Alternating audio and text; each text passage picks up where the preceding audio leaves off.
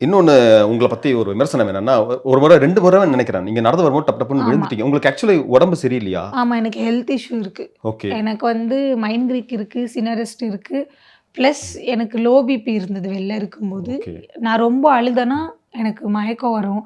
ரொம்ப டென்ஷன் ஆனேன்னா, விக்கி விக்கி அழுதா நெஞ்சு வலி வரும். ஓகே. ஸோ எனக்கு ட்ரீட்மெண்ட் எடுத்துட்டு இருக்கீங்களா ஹெல்த் அதுக்கு? இஷ்யூ ஆமா நான் எடுத்திருந்தேன். ஓகே. நிப்பாட்டிட்டேன் இப்போ கொஞ்சம். ஓகே. ஸோ இந்த மாரி இருக்கும்போது, நான் பண்ண ஒரே ஒரு தப்பு என்னன்னா, எனக்கு பிக் பாஸ் டீம் சைட்ல இருந்து உங்களுக்கு ஹெல்த் பத்தி கேட்கும்போது, ஆ. நான் இந்த விஷயத்த அவங்க கிட்ட சொல்லல. ஆ. இந்த மயக்க போட்டு விழுறத பத்தி நான் அவங்க கிட்ட சொல்லல. ஸோ அது என்னோட தப்பு அப்படின்னு வெளில வந்த அப்புறமா எனக்கு தோணுது. இல்ல ஒரு வேளை சொல்லியிருந்தீங்கன்னா? சொல்லியிருந்தீங்கன்னா, என்ன கண்டிப்பா ரிஜெக்ட் பண்ணியிருப்பாங்க. எனக்கு வந்த ஒரு வாய்ப்ப நான் அவ்வளோ ஈஸியா விடக்கூடாதுன்னு எனக்கு தோணுச்சு. ஓ! அந்த இடத்துல நீங்க பொய் சொன்ன மாரி, அதாவது ஆமா. உங்கள அறியாம ஒரு பொய் சொல்லியிருக்கீங்க. நம்ம அத அறியாம இல்ல. மறைச்சிருக்கீங்க. மறைச்சிருக்கேன். ஆமா.